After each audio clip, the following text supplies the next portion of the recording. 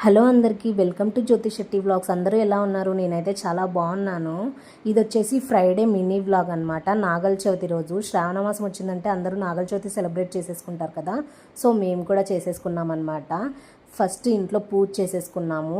ఏదైనా ఇంట్లో పూజతోనే స్టార్ట్ అవుతుంది కదా.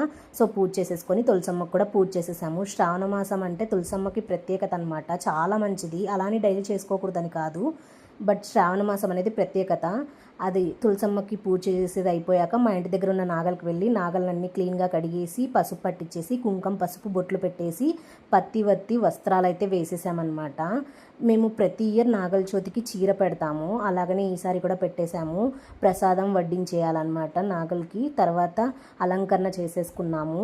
ఇంకా పూజ అయితే స్టార్ట్ చేసేసాము. టెంకాయ కొట్టేసి ఇంకా దాని తర్వాత బియ్యం పిండి వేయాలి.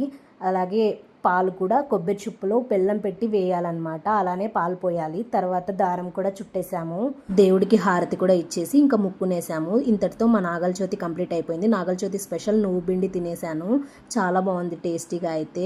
దాని తర్వాత వచ్చేసి హనుమాన్ని దర్శించేసుకున్నాము. నాకు కాళ్ళకు పసుపు పట్టించుకోవడం అంటే చాలా ఇష్టము. మా అమ్మతో పట్టించేసుకున్నాను. తర్వాత నాగల చవితి దారం కూడా కట్టేసుకున్నాను. ఇంతటితో Nagula Chavithi finish. Subscribe. Bye bye.